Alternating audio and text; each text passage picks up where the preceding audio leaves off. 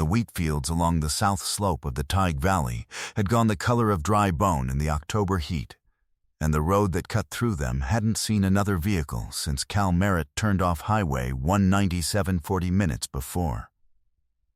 In the passenger seat, Boone lifted his head and turned toward the window, which he did only when the air was carrying something that needed attention. Through the windshield, at the end of a gravel track that led to a farmhouse the color of weathered chalk, an elderly man was on his knees beside a piece of equipment that had no business being operated by one person.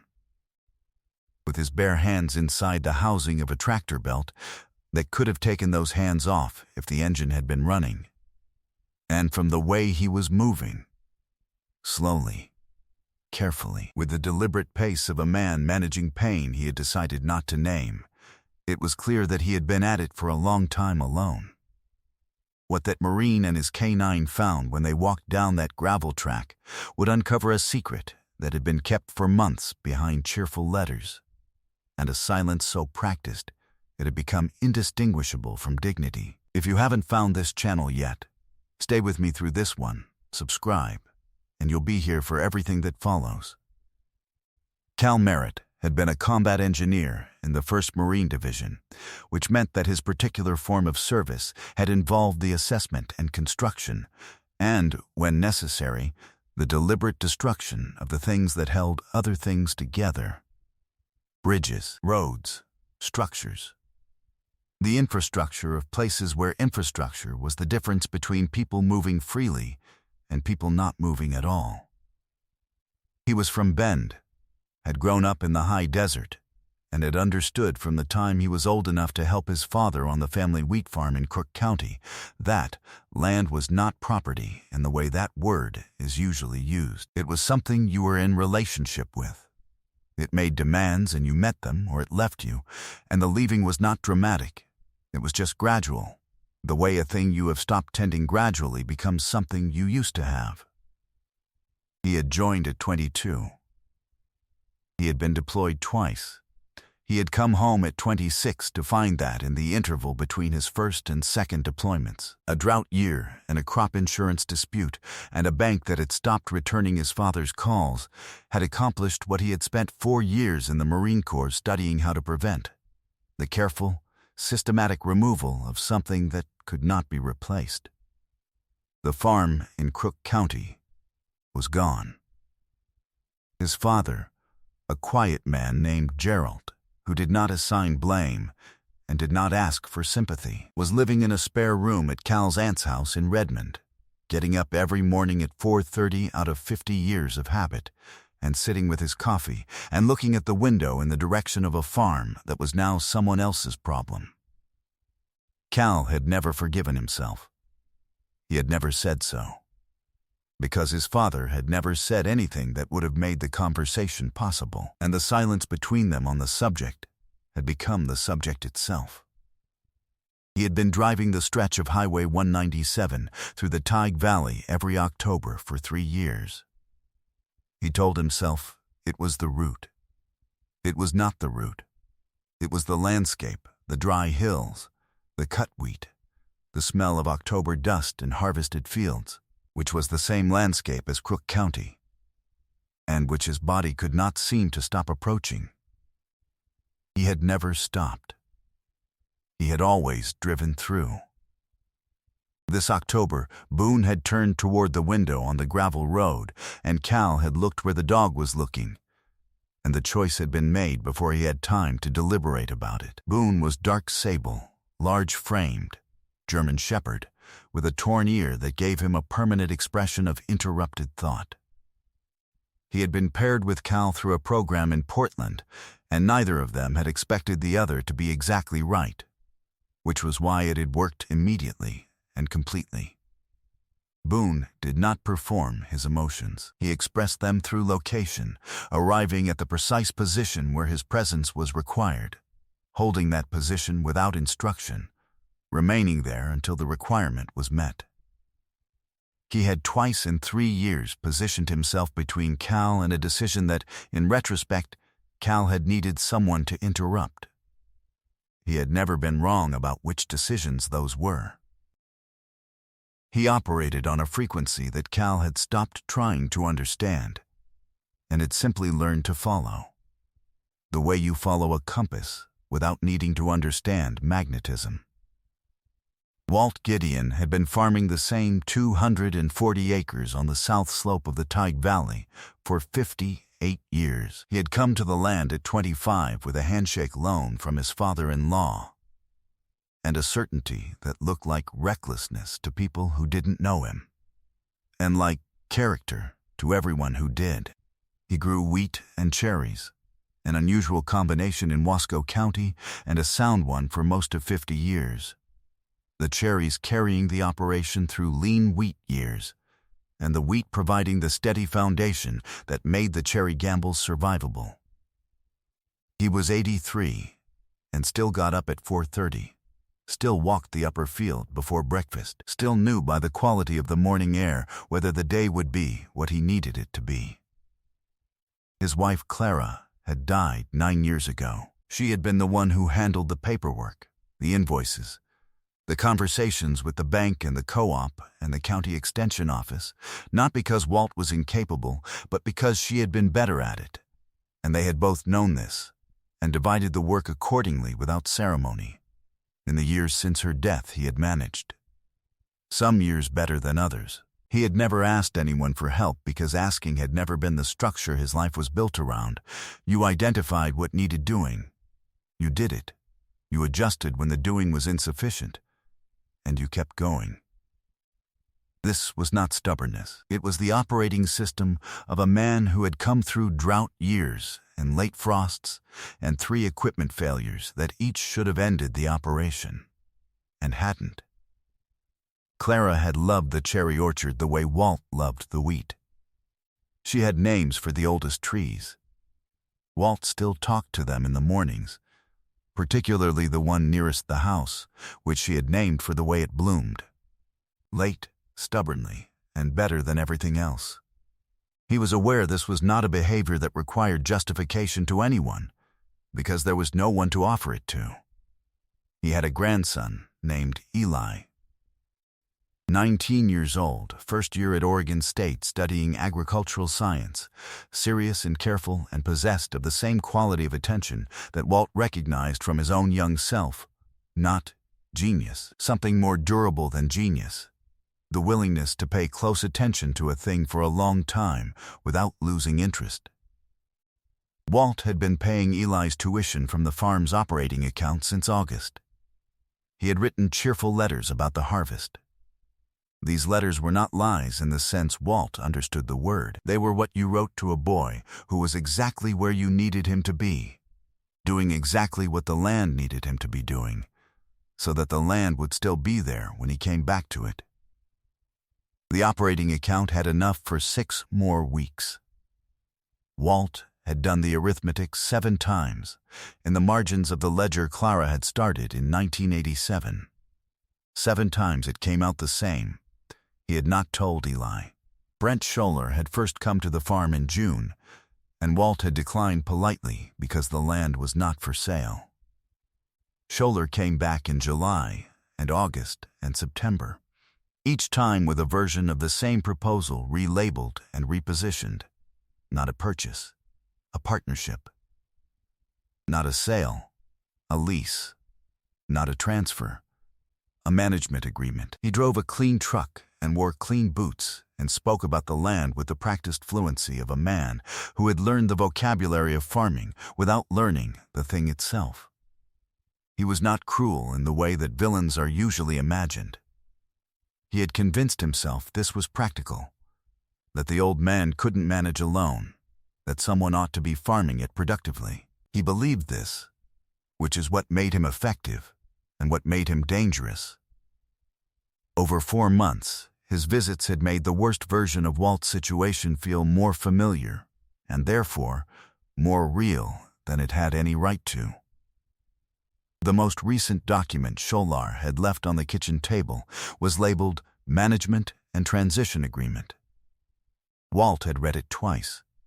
The language was dense with qualifications and subclauses, and one of the subclauses, on page 4, in a font size that was not quite smaller than the rest, but was not quite the same either, described a deed transfer provision that activated at 90 days. Walt had read it and set it down, and had not called anyone because there was no one to call who would understand both the document and what was at stake, and because calling someone would have required naming the situation out loud, which was the thing he was not prepared to do yet.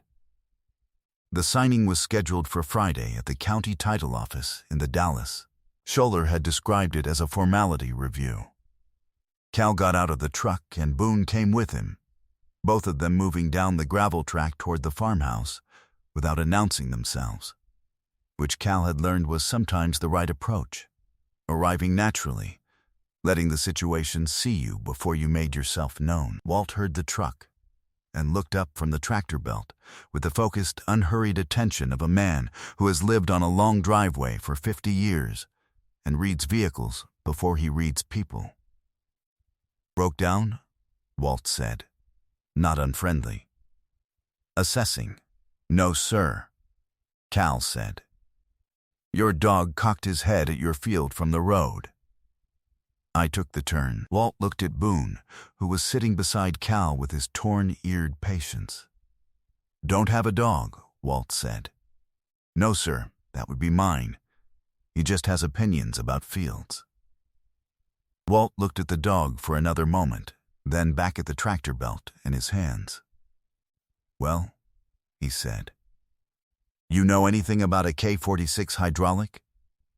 Cal crouched down beside him. He stayed 2 hours on the first visit, which became 3 when it became clear that the hydraulic issue was secondary to a cracked housing bracket that had been jury-rigged with a repair that should not have lasted as long as it had.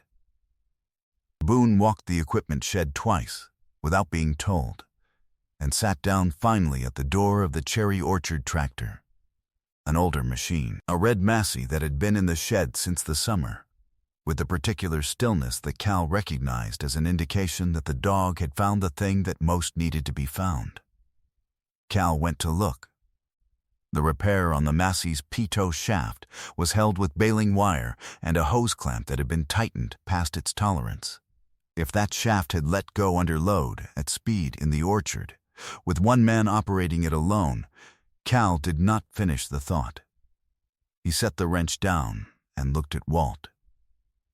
Walt's hands were on the workbench. Cal saw the bruise along the knuckle line, the deep crack in the left palm that had not healed the way a younger man's skin healed. Not violence.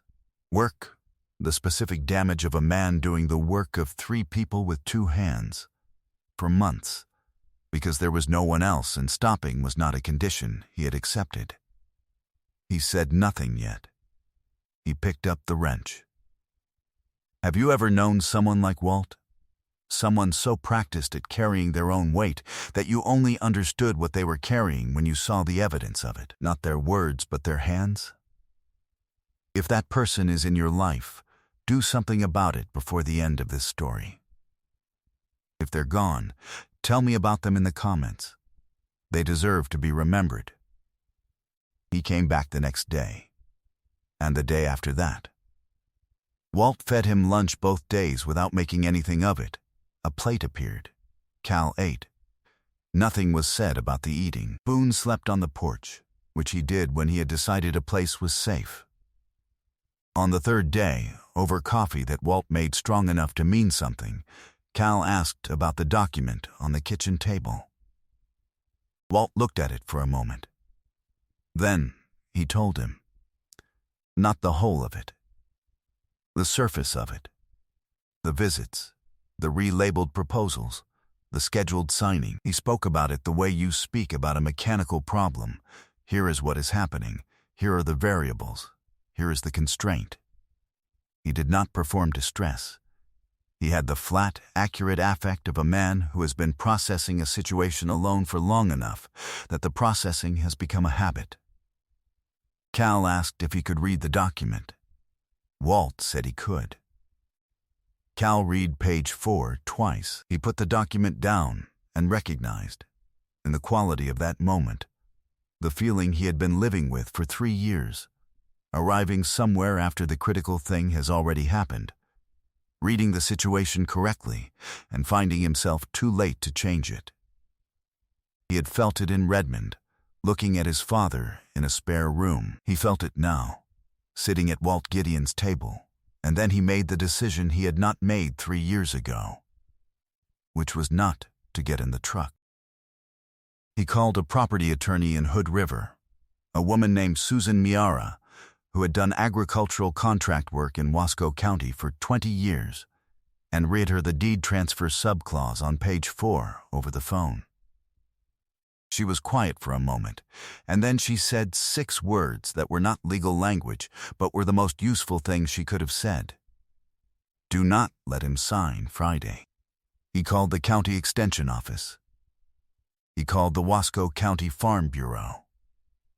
He called the office of the agricultural lender who had the existing note on the Gideon property and asked specific questions about the management agreement's effect on the existing lien. Because specificity was the tool that moved things, and he had been trained to use the right tool. On the drive back from town that evening, he passed the Mopin Canyon, where the river was visible below. And he thought about his father in Redmond, and the 4:30 mornings, and the window facing a farm that was gone. He had not been able to stop that. He pulled over. He sat for a moment. Boone put his head on Cal's shoulder from the back seat, which was something the dog did rarely and always correctly. He drove back to the Gideon farm. That night, over the dinner Walt made without announcing it, pot roast, bread, nothing explained, a plate that appeared, Walt talked about Clara, and about the cherries, and about the stubborn one near the fence that bloomed late and bore the best fruit. At some point he mentioned the Ferris family, 2 ridges over in the Dalles, good people. He said farming people. Lost their boy Dale over in Kandahar some years back, combat engineer. Never did seem right how quiet that family got after. Cal set down his fork. He said he knew Dale. 1st Battalion, same deployment cycle. Walt looked at him for a moment, and then nodded once. The way men nod when something they didn't understand about a situation suddenly becomes clear. They sat with that for a minute. Then, carefully, as though approaching something that had been in the room for a long time without being named, Walt talked about Eli. The letters he had been writing. The account balance. The arithmetic he had done 7 times. If you were sitting at that table, knowing what Cal knew about the document, knowing what he knew about the account, knowing Friday was 3 days away, would you have done what he did next? Type yes or no below. I read every one. Cal said, "Does Eli know the farm is the plan?" Walt set down his fork. He looked at the window. I didn't want Eli to know. It got hard. 9 words. Spoken quietly. To the window, not to Cal. The kind of sentence that has been waiting inside a person for a long time and finally comes out sideways. Not as a confession, but as a fact too heavy to hold past a certain point. The kind of sentence that explains the cheerful letters and the jury-rigged toe shaft, and the cracked palm that hadn't healed, and the document on the kitchen table that Walt had read twice and not called anyone about. The room held it. Boone got up from the floor and walked to Walt's chair and stood there, and Walt put his hand on the dog's head, and the gesture was so ordinary and so complete that Cal had to look at the table for a moment. He said, quietly, "Let me make some calls in the morning." Brent Scholar arrived at the Gideon farm on Friday at 8 o'clock, 2 hours before the scheduled county title office appointment, to collect Walt for the drive to the Dalles. He arrived to find Cal Merritt standing in the driveway. Susan Miura's vehicle was parked beside the barn. The Wasco County Farm Bureau representative had arrived 20 minutes earlier and was inside with Walt at the kitchen table. 3 neighbors from the Ty Ridge Road were on the porch. Men who had been farming the same valley for as long as Walt had, who had received calls the previous evening from a retired Marine they had never met, who had answered because the calls had been specific and clear about what was being asked and why. Boone was at Cal's left side. When Scholar's truck stopped and Scholar stepped out, the dog did not bark. The sound that came from him was lower than a bark and more definite, a continuous sound from the chest, the register of a dog that has already completed its assessment and is waiting on events. Scholar looked at the dog. He looked at the people on the porch. He looked at Cal. He said, "I have an appointment with Mr. Gideon," Cal said. Mr. Gideon's attorney has reviewed the deed transfer provision on page 4 of your management and transition agreement. The appointment at the title office has been canceled. The Farm Bureau is documenting the representations you made to Mr. Gideon about the nature of this agreement over the past 4 months. I'd recommend you speak to your company's legal team before your next visit to this property. He said it without heat, without raised voice, with the precise cadence of a man who has operated in environments where clarity was not a courtesy, but a requirement. Scholar looked past him toward the house. Walt was at the kitchen window. He was standing straight. He was not performing anything. He said, "Walt, this isn't what?" Walt said. "Through the screen, I read page 4, Brent. That was all." Scholar looked at the dog once more. Boone held the eye contact with the calm of a dog that has already decided. Scholar got back in his truck. He sat for a moment. Then he pulled out of the driveway, and Boone watched the truck until the sound of it was gone on the highway. And then he shook himself once. The small, practical shake of an animal releasing held attention, and walked back to Cal's side. Susan Miara spent the morning reviewing the management agreement and documenting the material misrepresentations in writing. The Farm Bureau's report went to the Oregon Department of Agriculture's Agricultural Fraud Unit. What followed from that report is a matter of record. What happened to the farm is that it stayed Walt's. Cal called Eli that afternoon, with Walt's permission, sitting at the kitchen table. Walt in the next chair, Boone on the floor between them. He told Eli the specific facts in the specific order they needed to be understood. The account balance, the document. What had happened that morning, what had not happened because of what had happened.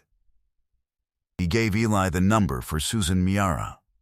He told him to call his grandfather after he hung up, and he told him to ask about the cherry tree nearest the house, the one his grandmother had named. Walt and Eli spoke for an hour and 40 minutes. Cal walked the upper field with Boone while they talked.